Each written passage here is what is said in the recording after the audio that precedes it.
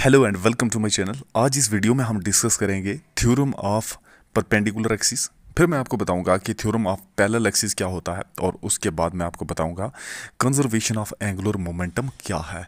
लेकिन सबसे पहले थ्योरम ऑफ परपेंडिकुलर एक्सिस। देखिए, अगर थ्योरम ऑफ परपेंडिकुलर एक्सिस की बात करोगे तो इस थ्योरम के अकॉर्डिंग जो मोमेंट ऑफ इनर्शिया है, मैंने कितने बार आपको बताया इनर्शिया क्या होता है, ठीक है। तो मोमेंट ऑफ इनर्शिया जो है किसी भी प्लेन लेमिना का। अच्छा, ये लेमिना क्या चीज़ होती है? देखिए, टू डायमेंशनल प्लेन, कोई भी प्लेन सरफेस होगी, प्लेन क्लोज सरफेस, जिसका एक मास हो और उसकी सरफेस डेंसिटी हो।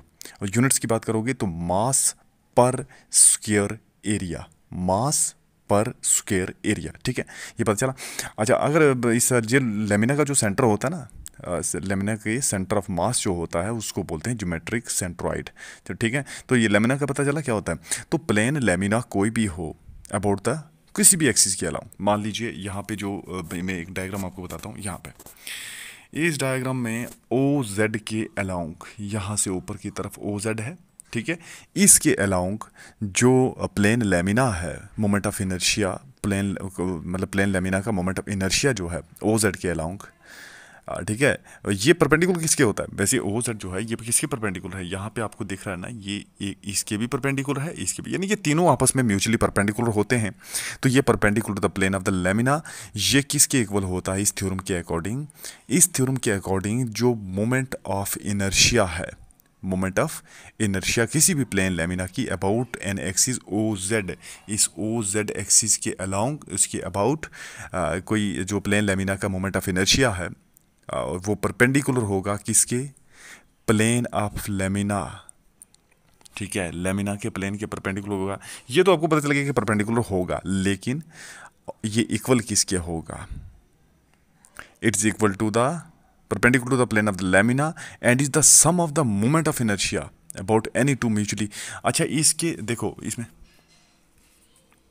देखिए यहाँ पे क्या होता है कि जो ओ जेड के परपेंडिकुलर हैं, यानी ओ जेड के परपेंडिकुलर कौन हो गया? ओ वाई हो गया और ओ एक्स हो गया ना, बस यही दो इसके परपेंडिकुलर हैं।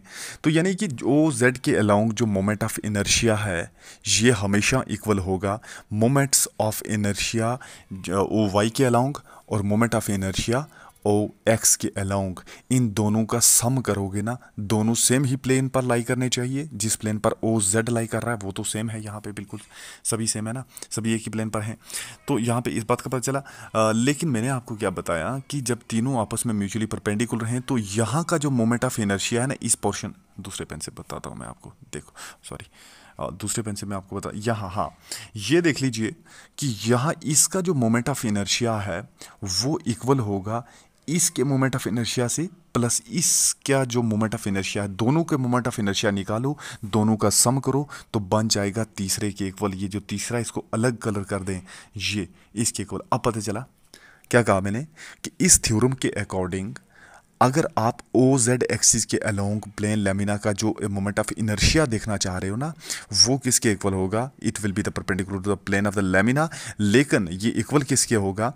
ओ एक्स और ओ वाई के अलोंग जो मोमेंट ऑफ इनर्शियाज होंगे उनके, मतलब है तो परपेंडिकुलर ना एक दूसरे के, म्यूचुअली परपेंडिकुलर, ये मैंने आपको बोल दिया।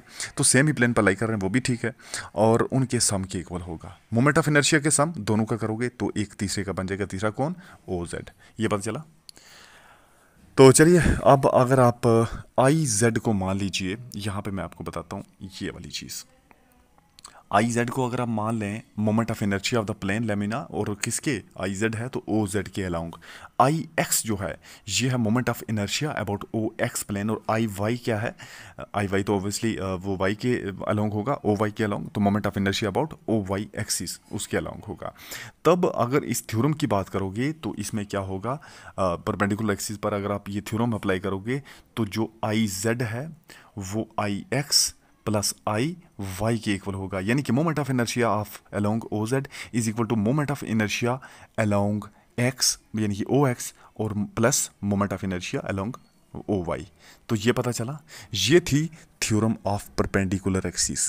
तो थ्योरम ऑफ पैरेलल एक्सिस क्या है, आइए उसके बारे में जान लेते हैं। तो देखो, पैरेलल एक्सिस की थ्योरम क्या है। अब यहाँ पे इस थ्योरम के अकॉर्डिंग जो मोमेंट ऑफ इनर्शिया है किसी भी प्लेन लैमिना, आपको मैंने बता दिया प्लेन लैमिना क्या होता है, ठीक है। तो प्लेन लैमिना का जो मोमेंट ऑफ इनर्शिया है किसी भी जो पार्टिकल है जो वहाँ पे प्लेन में है, या प्लेन उसका जो मोमेंट ऑफ इनर्शिया है प्लेन लैमिना का किसी भी एक्सिस के, किसी भी एक्सिस जो कोई प्लेन में एक्सिस होगा, कोई भी एक्सिस, क्योंकि 3 एक्सिस हैं हमारे पास यहाँ पे, 3 डायमेंशन में भी ये फ्लो कर रहा है, ये जो पार्टिकल है ये चल रहा है, और ये 3 एक्सिस हैं। इसमें किसी भी एक्सिस के अलोंग, किसी भी एक्सिस का जो प्लेन लैमिना है उसका मोमेंट ऑफ इनर्शिया जो है वो किसके इक्वल होगा, मोमेंट ऑफ इनर्शिया जो पैरेलल एक्सिस के है ना, जो कि सेंटर से पास हो रहे हैं, ठीक है, उसके मोमेंट ऑफ इनर्शिया, और उसका हम सम करें किसके साथ, वो लेमिना का जो मास होता है, लेमिना को जो प्लेन लेमिना है ना, उसका कुछ मास होगा, सेंटर ऑफ मास, तो सेंटर ऑफ मास प्लस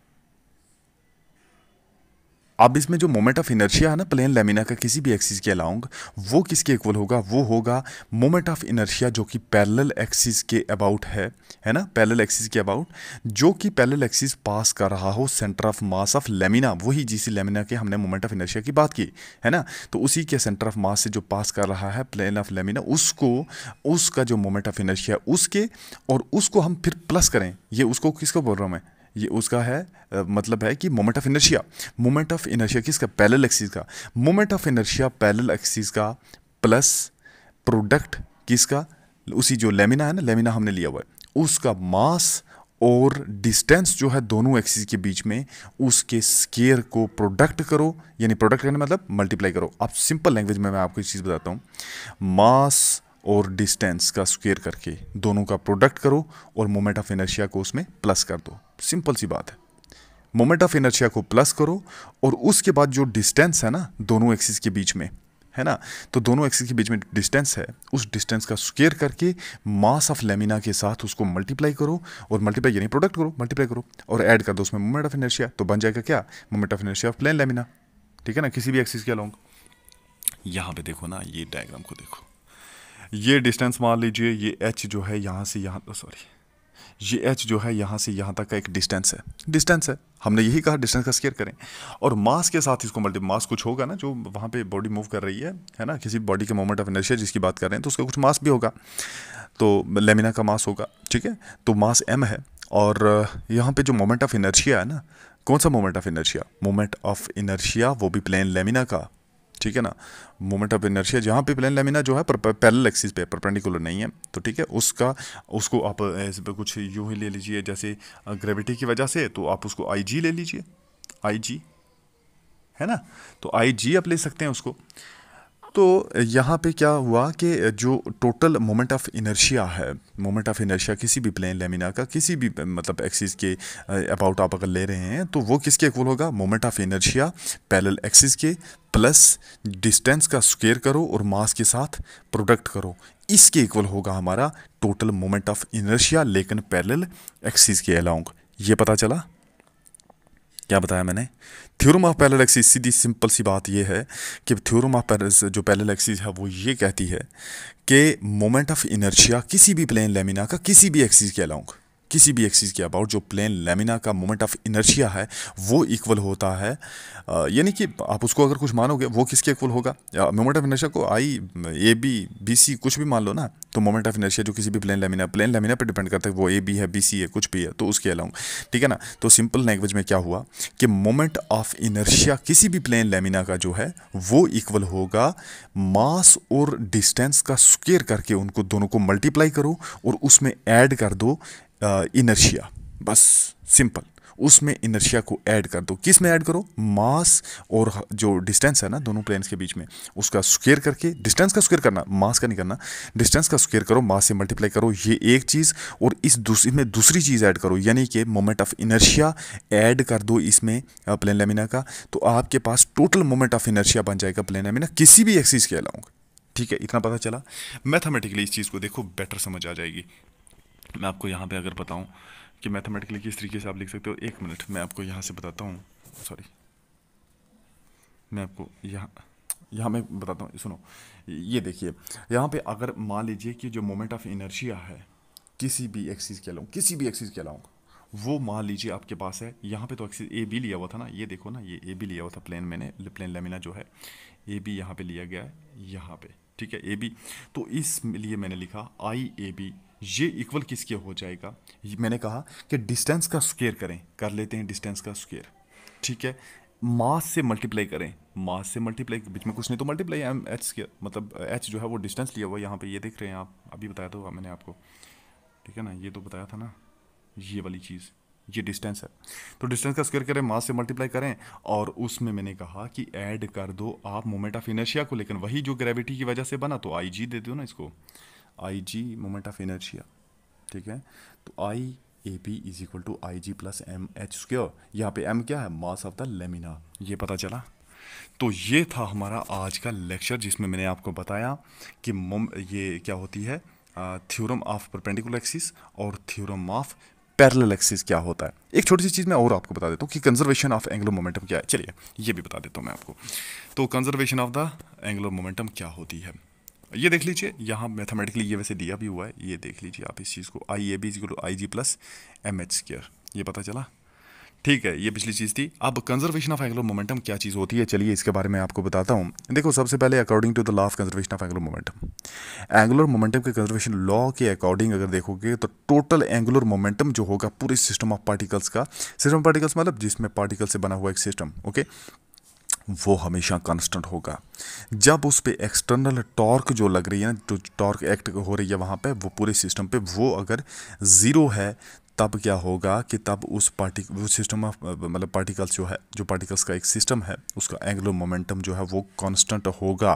कैसे होगा, ये तो एंगुलर मोमेंटम का कंजर्वेशन लॉ है ना, law of conservation of the angular momentum. Total angular momentum जो होता है किसी भी सिस्टम ऑफ पार्टिकल्स का, वो हमेशा कांस्टेंट होता है जब उस पर नेट एक्सटर्नल टॉर्क जो है वो सिस्टम पे जीरो लग रही हो, ठीक है। अगर देखो, अगर एक्सटर्नल टॉर्क जो है वो जीरो है, मतलब tau external is equal to zero, तब d L by D t, tau external किसके, d L by D T के इक्वल होती है। ये कौन बता रहा है, ये बताएगा हमें relationship between the torque and the angular momentum. Torque को एंगुलर मोमेंटम के बीच में हमने रिलेशन पढ़ा था आज से 2 लेक्चर्स पहले, तो उस पर मैंने आपको बताया था कि जो टाउ होती है, यानी कि टॉर्क जो होती है, वो D L by D T के इक्वल होती है। तो यहाँ से D L by D T लिख दो, D L by D T is equal to zero. अगर मुझे बताओ, अगर मैंने आपको ये भी बताया कि जब डेरिवेटिव किसी का जीरो होता है, तो वो जिसका डेरिवेटिव ले रहे हो वो खुद क्या होता है, वो खुद क्या होगा, वो कांस्टेंट होगा, क्योंकि कांस्टेंट का डेरिवेटिव हमेशा जीरो होता है। तो इसका मतलब कोई डेरिवेटिव किसका हो रहा है, एल का, एल मतलब एंगुलर मोमेंटम का, तो एल कांस्टेंट होगा। यहाँ पे कांस्टेंट आ गया, ठीक है, ये कांस्टेंट हो गया, एल कांस्टेंट हो गया। लेकिन एल तो आई ओमेगा के इक्वल होता है। एंगुलर मोमेंटम जो है वो moment of inertia into omega, इसी के इक्वल होता है, ठीक है, एंगुलर वेलोसिटी के। तो आई ओमेगा के, अब इसका मतलब क्या हुआ, एल कांस्टेंट के इक्वल, एल आई ओमेगा के इक्वल। इसका मतलब एल दोनों जो है एल के इक्वल होने की वजह से L omega, sorry I omega जो है वो भी तो कांस्टेंट होगा ना, क्योंकि एल कांस्टेंट है। दूसरी तरफ से हम कह रहे हैं कि एल आई ओमेगा है, एल कांस्टेंट है, एल आई ओमेगा है, तो इसका मतलब आई ओमेगा भी कांस्टेंट है, तभी तो एल उसके इक्वल हुआ। तो इसका मतलब ओमेगा जो खुद है वो भी क्या होगा, कांस्टेंट होगा, ठीक है।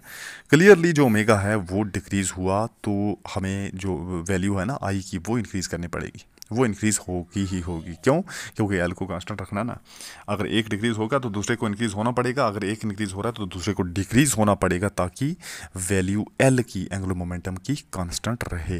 तो ये पता चला। ओके, आज लेक्चर में इतना ही, आगे नेक्स्ट वीडियो में एक और नया टॉपिक लेकर आऊँगा आपके लिए। Okay, bye.